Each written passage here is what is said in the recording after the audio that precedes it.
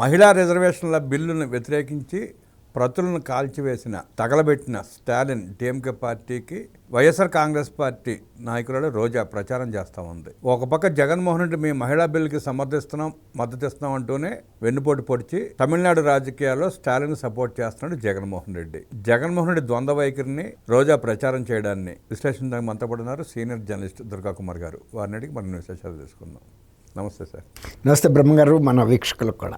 జగన్మోహన్ రెడ్డి ఒక పక్కన మహిళా బిల్లుకి అనుకూలం అంటాడు, ఇంకొక పక్కన మహిళా బిల్లు ప్రతులను తగలబెట్టిన స్టాలిన్ డిఎంకే పార్టీకి చెన్నై పంపించి మరీ రోజా చేత ప్రచారం చేపిస్తున్నాడు. ఆ ద్వంద్వ వైఖరిని ఎట్లా చూస్తారు? మహిళలకు వాళ్ళు వెన్నుపోటు పొడిచే తీరుని ఎట్లా విశ్లేషిస్తారు? రాజకీయ పార్టీ దేనికైనా సరే బ్రహ్మంగారు ఒక స్పష్టమైన వైఖరి, ఒక ప్రగతి భావం కలిగినటువంటి వైఖరి ఉండటం అనేది చాలా అవసరం. కానీ నటించి ద్వంద్వ వైఖరో లేకపోతే ఒక రకమైన వెన్నుపోటు పొడిచేటువంటి విధానాలు ఆచరించే వైఎస్ఆర్సీపీ పార్టీ ఈ మధ్యకాలంలో తన నిజ స్వరూపాన్ని అనేక విధానాలలో బయటపడిపోయింది. దాని మూలన పార్టీలో అంతర్గతంగా కూడా చాలా సంక్షోభం ఏర్పడింది. అసలు జగన్మోహన్ రెడ్డి అసలు రాజకీయ పార్టీ నడపటానికి కూడా అర్హుడు కాదు. ఈ రాజకీయ పార్టీకి వచ్చిన ప్రతి అవకాశాన్ని ఆయన చెడగొట్టుకున్నాడు. ఈవెన్ ప్రతికూల పరిస్థితులు వచ్చినా కూడా అనుకూల పరిస్థితులుగా మార్చుకున్నప్పుడు మాత్రమే ఏ రాజకీయ పార్టీ అయినా రాజకీయ నాయకుడైనా తన మనుగడ కొనసాగించగలుగుతాడు. కానీ చాలా చిన్న చిన్న అంశాల్లో కూడా జగన్మోహన్ రెడ్డి తప్పుడు వైఖరి తీసుకోవటం వలన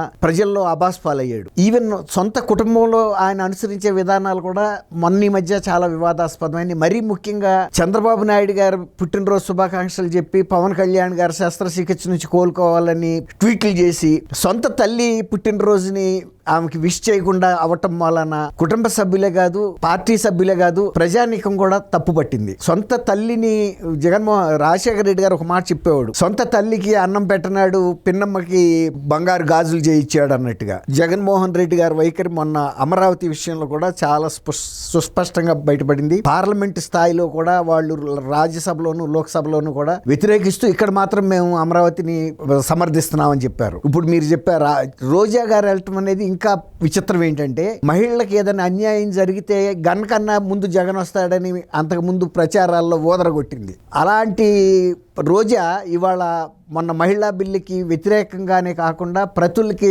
బహిరంగంగా నిప్పు పెట్టిన డిఎంకే పార్టీకి స్టాలిన్కి సపోర్ట్గా వెళ్ళిందంటే వాళ్ళ పార్టీ కానీ ఆమె కానీ జగన్మోహన్ రెడ్డి గారు కానీ, ఎందుకంటే వాళ్ళు మహిళా బిల్లుకి తూట్లు పొడిచారు కాబట్టి అటువంటి విధానం వీళ్ళ విధానానికి మద్దతుగా నిలిచారు కాబట్టి ఇవాళ రోజా డిఎంకే పార్టీ తరఫున ప్రచారం చేస్తుంటే ప్రజలకు అర్థం కాదండి. ఇప్పుడు మహిళా బిల్లుకి వ్యతిరేకంగా ఉన్న పార్టీతో వీళ్ళు వెళ్ళి ప్రచారం చేయాల్సిన అసలు అయినా తమిళనాడు రాజకీయాల్లో రోజా ఏం సంబంధం ఉంది? ఇప్పుడు ఒక ముఖ్యమంత్రి ఒక స్థాయి గల పార్టీ నాయకులు అయితే పర్వాలేదు, అసలు ఇప్పుడు ఆ పార్టీయే డోల్ డ్రమ్స్ లో ఉంది, పార్టీ ఉనికే ప్రమాదంలో ఉంది. ఇప్పుడు ఇక్కడుండి సొంత పార్టీని సొంత ఇంటిని సర్దుకోలేనాడు, దేశాన్ని ఉద్ధరించడానికి బయలుదేరిన పరిస్థితిగా అనిపిస్తుంది. అంటే ఆ మధ్య కాలంలో చెన్నైలో ఒక పెళ్లి సమావేశంలో కలిశారు ఇద్దరు, స్టాలిన్ జగన్మోహన్ రెడ్డి తమ్ముడి ఇంట్లో శుభకార్యం అనుకుంటుంది. అవును, ఏదో బంధువులు.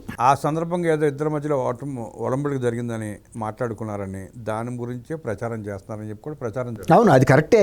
కానీ ఇప్పుడు రోజా గారు లాంటి వ్యక్తి వెళ్ళటమే అది కొంచెం అభ్యంతరకరంగా ఉంది. ఎందుకంటే ఆమె ఒక మహిళ అయి ఉండి మహిళల పట్ల మా జగన్ నిలబడతాడు, మా పార్టీ నిలబడతాడని అంతకుముందు వీరోచితంగా ప్రచారం చేసిన వ్యక్తి మరి స్టాలిన్ ప్రతులు తగలబెట్టిన సంగతి ఆమెకు తెలీదా? అట్లాంటి పార్టీకి వెళ్తే రేపు 29 ఎన్నికల్లో ఆంధ్రప్రదేశ్లో మహిళా లోకం వైఎస్ఆర్సీపీ విధానం ఏంటనేది అర్థం చేసుకోదా? అది నేను అనేది. ఆమె ఏమనుకుంటుందంటే తను ఇంకా ఏదో సూపర్ స్టార్ అనుకుంటుంది. తను హీరోయిన్ ఆఫ్ ఎస్ట్రీ ఇయర్స్, పూర్వకాలంలో హీరోయిన్, వాళ్ళు హీరోయిన్ కాదు, ఆమెకి ఇంకా ఏదో గ్లామర్ ఉందని చెన్నైలో వెళ్ళి ప్రచారం చేసి అక్కడ ఎవరో ఓట్లు వేస్తాడని, నగిరిలోనే ఈ సీటే ఇవ్వద్దని సొంత పార్టీ కార్యకర్తలు జగన్మోహన్ రెడ్డి దగ్గరికి పదే వచ్చి చెప్పారు.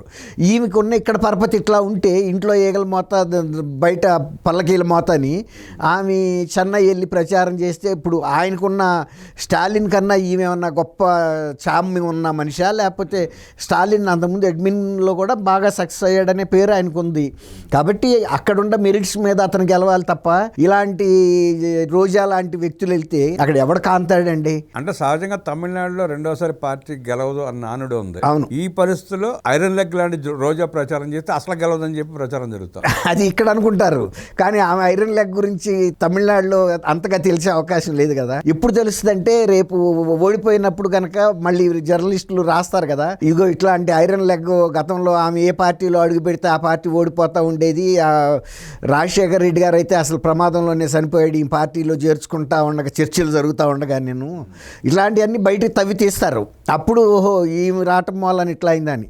అసలు వచ్చే ఎలక్షన్ నాటికి రోజా ఉండదు, ఇంకా పరిస్థితి ఉండదు అనుకోండి. కానీ రోజా లాంటి వ్యక్తి ఇక్కడ ఇన్ని మాటలు చెప్పినామి అక్కడికి వెళ్ళి ఆ తెడ్డు నాకే పని చేయటం అనేది అంత సమంజసంగా లేదు. మహిళల తరపున రేపు నగిరిలో వెళ్తే కూడా మహిళలు అడుగుతారు కదా, నువ్వు వెళ్ళి ఆ రోజున ఎందుకు సపోర్ట్ చేసావని. అసలు ఆమెకి పోటీ చేసే ఉద్దేశం కూడా ఆమెకు ఉంటుందని అయితే నేను అనుకోను. ఎందుకంటే ఆమె టార్గెట్ ఎలా అయితే పెట్టుకుందో అలా సంపాదించింది. ఈవెన్ సొంత పార్టీ మహిళా అభ్యర్థులు దళిత మహిళకి నుంచే ఒక 45 లక్షలు చైర్పర్సన్ ఇప్పిస్తా అని ఒక మున్సిపాలిటీలో నగిరి నియోజకవర్గంలో వసూలు చేసింది. అలాంటి పరిస్థితుల్లో ఇక ఆమెకి అక్కడ పరపతి ఉంటుంది అనేది 29 నాటికి అసలు ఉండదు. పార్టీయే మునిగిపోతున్నప్పుడు అందులో ఇప్పుడు టైటానిక్కే మునిగిపోతే ప్రయాణికులు తేలరు కదా. కాబట్టి రోజాని అంత సీరియస్గా తీసుకోక్కర్లేదు. ఆ ప్రభావం కూడా ఏమో అక్కడ చూపించగలిగిన స్థితి కూడా ఉంది. ఇక్కడ ప్రభావం లేదన్న సంగతి ఉండదన్న సంగతి వాళ్ళకి బాగా తెలుసు. కాకపోతే రేపు ఆంధ్రప్రదేశ్లో మహిళలు అడిగితే సమాధానం చెప్పాలి కదా. చెప్పలేదు. ఇక ఇప్పుడు ఆమె పోటీ చేస్తే కదా సమాధానం చెప్పాలి. జగన్మోహన్ రెడ్డిని సమాధానం చెప్పాలి కదా. జగన్మోహన్ రెడ్డికి ఇక జగన్మోహన్ రెడ్డి పరిస్థితి కూడా అసలు ఆయన లండన్ వెళ్తే తిరిగి వస్తాడా రాడా అనే సందేహాలు పార్టీలోనే చర్చలు జరుగుతున్నాయి. ఎందుకంటే విజయ్ మాల్యా, అతను నీరవ్ మోడీ ఇలాగే ఇంతమంది వెళ్ళిపోయారు కదా ఆర్థిక నేరాలు. ఇప్పుడు మళ్ళీ ఇక్కడికి వచ్చి కేసెస్ ఫేస్ చేస్తే కనుక ఒకవేళ శిక్ష పడింది అనుకోండి, అందులో 7-8 ఏళ్ళు శిక్ష పడే సెక్షన్సే ఉన్నాయి ఆయన మీద, అన్ని పెద్ద సెక్షన్సే. అలాంటప్పుడు సైమల్టేనియస్ గా కూడా ఒక్కొక్కసారి ఒక 4-5 శిక్షలు 7-8 ఏళ్ళే పడితే జీవితకాలంలో కూడా ఆయన బయటికి రాలేకపోవచ్చు. దానికన్నా అక్కడ ఉండి మేనేజ్ చేసుకుంటాం బెటర్ అనే పరిస్థితి కూడా ఉంటుంది అంటున్నారు. ఎందుకంటే ఆయన అంత సామ్రాజ్యాన్ని, కొన్ని లక్ష కోట్ల సామ్రాజ్యాన్ని స్థాపించి ఆయన జైల్లో ఉన్న తర్వాత ఇక ఆయనకి ఏం ప్రయోజనం జీవితకాలంలో బయటకు కూడా రాలేనప్పుడు. కాబట్టి లక్షల కోట్ల రూపాయలు విదేశాలు తరలించాడని చెప్పి పేరు ఉంది. అవును, అదే అంటున్నా.